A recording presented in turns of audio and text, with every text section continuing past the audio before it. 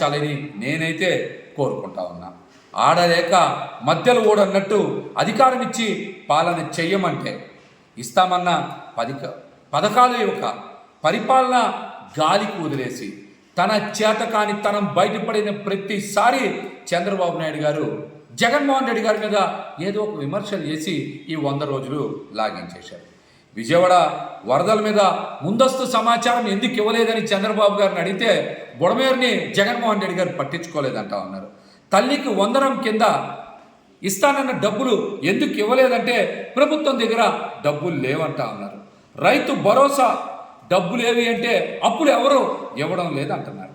ఇలా 100 రోజుల పాటు తన చేతకాని తనానికి జగన్మోహన్ రెడ్డి గారిని అడ్డం పెట్టుకొని బతికేసి ఇప్పుడు ఇవ్వాల్సిన పథకాలకు వరద బాధితులకు అందించాల్సిన నష్టపరిహార విషయాన్ని డైవర్ట్ చేయడానికి శ్రీవారి లడ్డూ ప్రసాదాన్ని ఒక రాజకీయ అస్త్రంగా ఒక టాపిక్గా బయటికి తీసుకొచ్చారు. ఇది కూడా ఎక్కడ మాట్లాడారు? చంద్రబాబు నాయుడు గారు కూటమి నేతలు 100 రోజుల పాలన గురించి మంగళగిరిలో ఒక సమావేశంలో మాట్లాడకుండా ఈ విషయాన్ని బయటపెట్టారు. అసలు రిపోర్ట్స్ ఎప్పుడు వచ్చినాయి?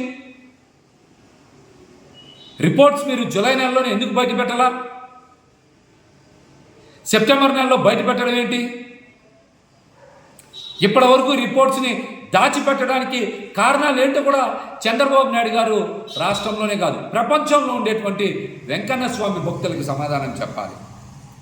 రిపోర్ట్స్ చెప్పడమే, ఏ కాల పరిమితికి సంబంధించినవి, శాంపిల్స్ ఎక్కడ సేకరించారు, ఎవరు సేకరించారు, ఎవరి శాంపిల్స్ని తీసుకెళ్లారు, ఇందులో ఏమైనా కుట్ర ఉందా? ఇలా చాలా అనుమానాలు ఉన్నాయి భక్తులందరికీ కూడా. వెంకన్న స్వామి భక్తులకి అత్యంత పవిత్రంగా స్వీకరించేటువంటి లడ్డూ ప్రసాదం ఎక్కడ నాణ్యత ప్రమాణాలు తగ్గకూడదని వారు తీసుకున్నటువంటి ముందస్తు జాగ్రత్తలు అవన్నీ కూడా ఎప్పుడో పాతకాలం నాటికి తనిఖీ యంత్రాలన్నింటినీ కూడా మార్చి కొత్తవి తీసుకోమని చెప్పారు. వెంకన్న స్వామికి సమర్పించేటువంటి ప్రసాదాల కోసం 550 దేశీ ఆవులతో ఓ గోశాల ఏర్పాటు చేశామని చెప్పారు. ఇవన్నీ మీకు కనబడడం లేదా? ఇవన్నీ మీకు కనబడడం లేదా? ఇంకొక చాలా ముఖ్యమైన విషయం ఏంటంటే దశాబ్దాల తరబడి లడ్డూను తయారు చేసేటువంటి శ్రీ వైష్ణవులకి లడ్డూ తయారు చేసే అంశంలో అక్కడ వినియోగించేటువంటి సరుకుల నాణ్యత విషయంలో ఏ చిన్న తేడా వచ్చినా బయటకు చెప్పేస్తారు కదా వాళ్ళు. 5 సంవత్సరాల పాటు ఎందుకు ఎవరైనా ఉపేక్షిస్తారు? చెప్పండి, ఎందుకు ఉపేక్షిస్తారు? గతంలో నాణ్యమైన సరుకులు ఇవ్వకపోతే చంద్రబాబు నాయుడు గారి హయాంలో వాళ్ళు బయటకు వచ్చి మాట్లాడారు. భగవంతుడే వాళ్ళకి ముఖ్యం, కానీ ఈ బోర్డుని వాళ్ళని పట్టించుకునేటువంటి పరిస్థితి ఉండదు. ఇది అందరికీ తెలిసిన విషయం. లడ్డూకి తయారీకి ఉపయోగించేటువంటి సరుకుల్ని ముందుగానే తనిఖీ చేస్తారు. నాణ్యత లేకపోతే అవి తిప్పి పంపిస్తారు.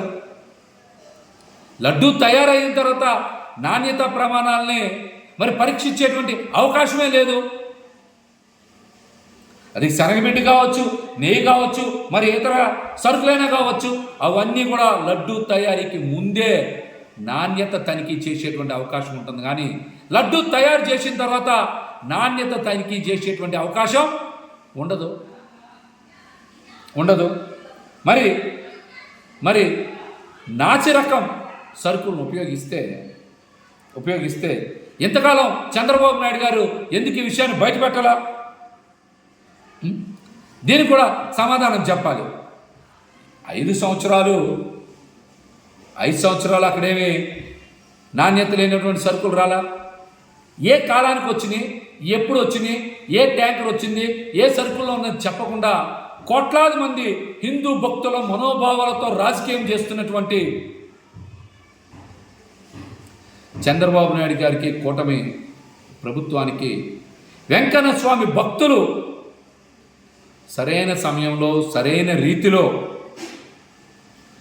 జవాబిస్తారని కూడా ఈ సందర్భంగా మేమైతే తెలియజేస్తున్నాం. ఇక నుంచి అయినా సరే భక్తుల్ని మనోభావాల్ని కాపాడే విధంగా మీరు చర్యలు తీసుకోవాలి. కానీ